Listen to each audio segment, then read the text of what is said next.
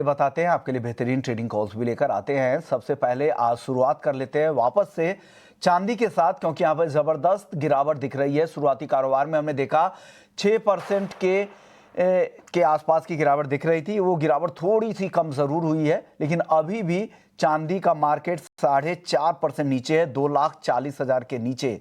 कल का जो क्लोजिंग भाव था 2,52,000 के आसपास, तो वहां से देखिए अभी भी 12,000 रुपए नीचे। एक बड़ी गिरावट, बड़ा उतार चढ़ाव लगातार चांदी के मार्केट में देख रहे हैं, और ये उठापटक कम होने का नाम नहीं ले रही है। कोई स्टेबिलिटी नहीं आ रही है, लगातार बड़ी गिरावट, काफी स्विंग मूवमेंट यहां पर देखने को मिल रहे हैं। ऐसे में आपको क्या करना है, आपके लिए क्या सलाह है, नए साल में चांदी की चाल कैसी रह सकती है, तमाम डिटेल्स लेते हैं अपने एक्सपर्ट्स भाविक पटेल से। ट्रेडबुल सिक्योरिटीज के सीनियर रिसर्च एनालिस्ट हैं। Good morning sir. बताइए भाविक जी, क्या राय है चांदी की इतनी बड़ी गिरावट, फिर कभी इतनी बड़ी तेजी, कैसे ट्रेड करे इस माहौल में? Good morning Vishnu ji. Good morning. देखिए, ये वॉलेटिलिटी देख के तो मैं बोलूंगा कि ट्रेड ना करे तो बेहतर रहेगा, क्योंकि हम देख रहे हैं कि पहले 2-3 हज़ार या 5,000 की इंट्राडे मूवमेंट रहती थी, बट अभी अगर देखें 14-15 हज़ार की मूवमेंट रहती है। और इस मूवमेंट में इंट्राडे ट्रेड लेना भी थोड़ा मुश्किल रहता है, क्योंकि ट्रेंड आपको पता नहीं चलता और जो स्टॉप लॉस जो रहते हैं वो भी काफी बड़े रहते हैं। इसलिए कल से आई थिंक मैंने क्लाइंट्स को बोल दिया है कि एटलीस्ट अगर हो सके तो चांदी में अवॉइड ही करिए ट्रेड करना, क्योंकि ऑलरेडी हमने शॉर्ट रनअप में काफी बड़ी मूवमेंट देखने को मिली है। और यूजुअली ऐसा होता है कि जब एक शॉर्ट रनअप में बहुत ज्यादा मूवमेंट होती है तो उसके बाद वॉलेटिलिटी भी ज्यादा रहती है, जहाँ पे प्रॉफिट बुकिंग होता है। तो ओवरऑल अभी के लिए फिलहाल मैं बोलूंगा कि चांदी अगर इंट्राडे ट्रेडर्स है तो अवॉइड कीजिए। अगर आपको पोजिशनल ट्रेड लेना है तो मैं बोलूंगा थोड़ा वेट कीजिए। 2,20,000 से 2,21,000 तक के आता है, तो वहां पे एक बार बाय कर सकते हैं, बट अभी के लिए फिलहाल चांदी को कम्प्लीटली अवॉइड कीजिए। चांदी अभी नो ट्रेड भी एक बेहतर ट्रेड माना जाता है, क्योंकि इस तरह के माहौल में आपको काफी नुकसान होने का डर रहेगा। अगर राइट साइड में आप नहीं बैठेंगे तो यहाँ पर बहुत ज्यादा नुकसान हो सकता है, तो ये इस वजह से भी है। और एक खबर भी है कि सीएमई में जिस तरह से मार्जिन यहाँ पर बढ़ाए गए हैं, मार्च 2026 का कॉन्ट्रैक्ट का मार्जिन $22,000 से बढ़कर $25,000। महीने की शुरुआत में ये मार्जिन करीब $20,000 का था। 12 दिसंबर को पहले ही 10% की मार्जिन में बढ़ोतरी हो चुकी थी। कुल मिलाकर मार्जिन में करीब 25% की बड़ी बढ़ोतरी हो चुकी है, और नया मार्जिन नियम सोमवार से लागू भी हो चुका है। गोल्ड की बात करें तो यहां पर भी आज दबाव दिख रहा है, लेकिन यहां पर उतनी ज्यादा उठापटक नहीं है जितना चांदी में है। गोल्ड को लेकर क्या राय है भाविक जी, क्या करना चाहिए गोल्ड में? देखिए, गोल्ड में शॉर्ट टर्म मुझे लग रहा है थोड़ा और प्रॉफिट बुकिंग आ सकता है, क्योंकि चांदी के पीछे पीछे गोल्ड में भी थोड़ा करेक्शन आएगा। इसमें गोल्ड में वॉलेटिलिटी कम है, क्योंकि गोल्ड की रैली चांदी जितनी last couple of trading session या लास्ट 2 हफ्ते में इतनी बड़ी हुई नहीं है। बट अभी भी मुझे लग रहा है कि थोड़ी बहुत डाउनसाइड जो है वो आ सकती है। तो पहले 1,36,000 का जो पुट ऑप्शन है वो थोड़ा बेहतर रहेगा इंट्राडे ट्रेड करने के लिए, जहाँ पे 3,000 के करीब बाय कर सकते हैं 3,800 के टारगेट के लिए। 2400 का स्टॉप लॉस रहेगा। I think overall short term में मुझे लग रहा है 1 से 2 दिन में गोल्ड में थोड़ी गिरावट और बढ़ सकती है। दिन में और गिरावट बढ़ सकती है। गोल्ड मिनी के 1,36,000 के पुट के साथ के स्ट्राइक की पुट खरीदे 3400 पे 4100 तक का टारगेट है यहाँ पर, तो ये ध्यान रखिएगा। पुट ऑप्शंस के जरिए जाएं, ज़्यादा बेहतर है आपके लिए। सीमित रिस्क यहाँ पर रहेंगे इस मार्केट में। कॉपर काफ़ी वॉलेटाइल है, ये भी 4% कमज़ोर दिख रहा था खुलने के साथ, अभी भी 2% से ज़्यादा कमज़ोर है, 1310। क्या करना चाहिए कॉपर में यहाँ से भाविक जी?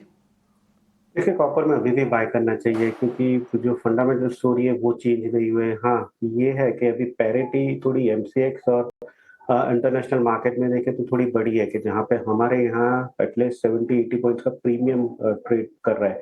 इसके वजह से आज भी देख रहे हैं कि वॉलेटिलिटी है, जहाँ पे 1260 पे ओपन हुआ था उसके बाद वापस से कवर हो चुका है। तो आई थिंक ओवरऑल जब तक 1200 के नीचे नहीं जाता तब तक मुझे नहीं लग रहा है कोई मीनिंगफुल करेक्शन आ सकते हैं। आज के दिन भी अगेन 1260 का जो लेवल है वो intraday I think stop loss रख के बाय करना चाहिए 1271 के करीब। यहाँ से नहीं, बट थोड़ा डिप मिलता है 1295 से 1300 का टारगेट रख सकते हैं। और ओवरऑल अभी भी कॉपर में बाय एंड डिप्स की स्ट्रेटेजी रखनी चाहिए। के साथ कॉपर में काम करें, अभी भी तेजी इनको दिख रही है, ये तेजी और एक्सटेंड होगी 1295 तक के लिए। इसके अलावा भी कोई मेटल पसंद है, या कॉपर के साथ ही आपको कन्विक्शन यहां पर ज्यादा मिल रहा है, कंफर्ट ज्यादा मिल रहा है? देखिए उसके साथ ज़िंक वो भी मुझे थोड़ा बेहतर लग रहा है क्योंकि ज़िंक अभी भी 300 के नीचे सस्टेन नहीं कर रहा है। 303 का आई थिंक क्लियरली एक अच्छा सपोर्ट बन चुका है। तो 303 के स्टॉप लॉस से बाय कर सकते हैं 310 के टारगेट के लिए और यहाँ से ओवरऑल मुझे लग रहा है कि 1 या 2 रुपए नीचे मिलता है 305 या 306 के करीब। तो डेफिनिटली ज़िंक में भी बाय कर सकते हैं। तो ज़िंक और कॉपर दोनों टॉप पिक रहेगी। कॉपर और जिंक दो टॉपिक आपकी तरफ से आ गई है। क्रूड में बताइए सर, क्रूड की चाल कैसी दिख रही है? आगे स्थिर दिख रहा है, हालांकि ग्लोबल मार्केट में छुट्टियों का मौसम चल रहा है, इस वजह से भी है। क्या आगे कुछ तेजी की उम्मीद करनी चाहिए क्या हो, क्योंकि जियोपॉलिटिकल रिस्क तो अभी भी काफी ज्यादा है।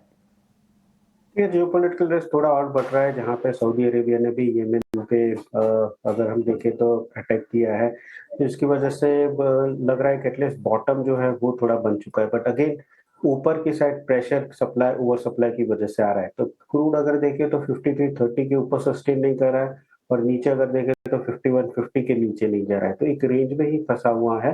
ओवरऑल भी मुझे लग रहा है कि आगे जाके भी जो ट्रेंड रहेगा वो आई थिंक साइडवेज ही रहेगा।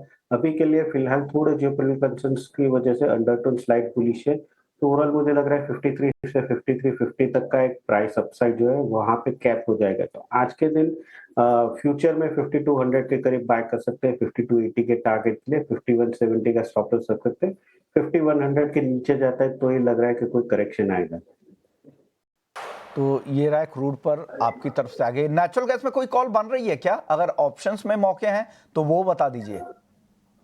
ये देखिए नेचुरल गैस में अभी वेदर फोरकास्ट देखें तो जनवरी यूएस में लग रहा है कि ठंड जो है वो थोड़ी कम आएगी, जिसकी वजह से कल हमने देखा था कि सेकंड हाफ में सेलिंग प्रेशर हुआ था। तो एक्सपेक्टेड है कि ये सेलिंग प्रेशर है वो कंटिन्यू रहेगा। आई थिंक 350 का जो पुट ऑप्शन है वो बेहतर रहेगा ट्रेड करने के लिए। 34 के करीब बाय कर सकते हैं 31 के टारगेट के लिए। 21 का स्टॉप लॉस रहेगा। तो ये रहा नेचुरल गैस के 350 के स्ट्राइक की पुट खरीदने की सलाह आपको लग रही है? आपको लग रहा है कि यहाँ से और कुछ नरमी है? आज भी 1.5% तक कमजोरी दिखा रहा है। चलिए एग्री मार्केट की बात करते हैं सर। एग्री मार्केट में शुरुआत ग्वार सीड और ग्वारगम के साथ करते हैं। साल के आखिरी में आते आते यहाँ पे मोमेंटम लौट कर आया है। क्या नए साल में ये मोमेंटम जारी रहेगा? कुछ और बड़ी तेजी की उम्मीद करनी चाहिए क्या? मैं ग्वार सीड ग्वारगम की बात कर रहा हूँ। जी, ज़रूर से देखिए पूरे साल हमने देखा कि गोवा से गुआरगम में ज़रा भी तेज़ी नहीं आई। इनफैक्ट अगर थोड़ी भी बाइंग आती थी तो उसके बाद सेलिंग प्रेशर अगेन आ रहा था। और पूरे साल के बाद हमने देखा कि 5800 के ऊपर जो एक बड़ा हर्डल था सील में, उसके ऊपर क्लोज़ दिया और उसके ऊपर लगातार 2 या 3 ट्रेडिंग सेशन से ऊपर ही ट्रेड कर रहा है। तो क्लियरली ये जो ब्रेकआउट है, वो हम बोल सकते हैं कि सस्टेनेबल ब्रेकआउट लग रहा है। तो यहाँ से अगेन बाइंग की रिकमेंडेशन है। एक्सपेक्टेड है कि गोवा सीड आगे जाके 63 से 63.50 तक के भी लेवल्स देखने को मिल सकते हैं। तो इंट्राडे यहाँ से थोड़ा अगर करेक्शन मिलता है 6000 के करीब तो 5900 के स्टॉप लॉस से बाय कर सकते हैं। 2 या 3 ट्रेडिंग सेशंस के लिए 6300 के लिए आप बाय कर सकते हैं। गम की बात करें तो गम में भी वही था कि 11000 का जो लेवल था वो काफी स्ट्रॉन्ग लेवल था। पूरे साल उसके ऊपर सस्टेन नहीं कर रहा है। अब देखेंगे 11,000 के ऊपर सस्टेन कर रहा है प्राइस। तो अगेन एक्सपेक्टेड है कि ये जो ब्रेकआउट रैली है ये 14,000 तक देखने को मिल सकती है। तो गुआर गम में भी 11,000 के करीब बाय कर सकते हैं 9,500 के स्टॉप लॉस से। 14,000 का टारगेट रख सकते हैं। ये एटलीस्ट 1 से 2 हफ्ते के ट्रेडिंग पीरियड है। 14,000 तक के भी टारगेट आपको दिख सकते हैं ग्वारगम को लेकर। एग्री में अब बात कर लेते हैं मसालों की। जीरा आज तेज है 1% से ज्यादा, 22,625 के ऊपर। धनिया 0.5% ऊपर है 10,300 के ऊपर। टर्मरिक में आधे % की तेजी दिख रही है 17,300 रुपए के ऊपर। आपका कन्विक्शन किस साइड में है? कौन से मसाले ऐसे हैं जहां आपको ज्यादा मजबूती दिख रही है? देखिए धनिया में ही मुझे लग रहा है कि सबसे ज़्यादा कन्विक्शन है क्योंकि अगर देखिए धनिया में स्टॉक टाइट है और एक्सपेक्टेड है कि डिमांड जो है वो काफ़ी ठीक-ठाक रहने वाली है। प्राइसेज़ भी अगर हम देखें तो लगातार 9,000 के ऊपर सस्टेन कर रहे हैं। तो धनिया आई थिंक सारे स्पाइस कॉम्प्लेक्स में मुझे लग रहा है आगे जाके और थोड़ी तेज़ी देखने को मिल सकती है। तो सबसे पहले मेरी टॉप पिक 10,000 पे धनिया रहेगी। 11,000 के टारगेट के लिए बाय कर सकते हैं। 9,800 का स्टॉप लॉस रख सकते हैं। उसके बाद जीरे की बात करें तो जीरे में कैरी ओवर स्टॉक है बट अभी डिमांड स्ट्रांग है जिसकी वजह से लग रहा है कि ये प्राइसेस है 23,500 तक के भी दिख सकते हैं। टोटल जीरे में भी 22,600 पे बाय कर सकते हैं 23,500 के टारगेट के लिए और स्टॉप लॉस रख सकते हैं 22,000 का। तो धनिया और जीरे दोनों में बाय कर सकते हैं। धनिया और जीरा, ये दो खरीदारी की सलाह। आखिरी सवाल आपसे होगा कॉटन केक और कैस्टर को लेकर। कॉटन केक में आज 4.25% की तेजी है, 3,175 के करीब, कैस्टर 6,725 के करीब। इन दोनों पर आपकी राय क्या है? देखिए कॉटन सीड में तो अभी भी मुझे लग रहा है कि बाइंग कर सकते हैं 3300 के टारगेट के लिए। हालांकि ये 3300 का टारगेट एक से दूर नहीं, बट एटलीस्ट 1 से 2 हफ्ते के ट्रेडिंग सेशन में दिख सकते हैं। ओवरऑल चार्ट पैटर्न अगर देखें तो काफी स्ट्रॉन्ग दिख रहा है, तो करंट मार्केट प्राइस से ही बाय कर सकते हैं 3100 के स्टॉप लॉस से। कैस्टर की बात करें तो कैस्टर में अभी भी अगर हम देखें तो थोड़ा जो दबाव है वो कंटिन्यू रह रहा है। मुझे लग रहा है यहाँ से और थोड़ा नीचे आ सकता है 6550 तक के लेवल में। तो कैस्टर में एक बार शॉर्ट कर सकते हैं 6550 के टारगेट के लिए, और स्टॉप लॉस रख सकते हैं 6800 का। तो कैस्टर ट्रेड करने की सलाह आपकी तरफ से आ गई है। शुक्रिया भाविक, आपने वक्त निकाला, दर्शकों को गाइड किया कि उन्हें क्या करना है नॉन एग्री और एग्री मार्केट को लेकर। जाने से पहले सर डिस्क्लेमर दे दे, जो भी राय आज आपने इस प्लेटफॉर्म के जरिए दी है कमोडिटी पर, इससे जुड़े हुए डिस्क्लेमर क्या हैं? देखिए जो भी एडवाइस दी है वो मैंने क्लाइंट को एडवाइस दी है, और उनकी क्लाइंट वाइज पोजीशन हो सकती है। मेरे पर्सनल पोर्टफोलियो में कोई कमोडिटी की पोजीशन नहीं है।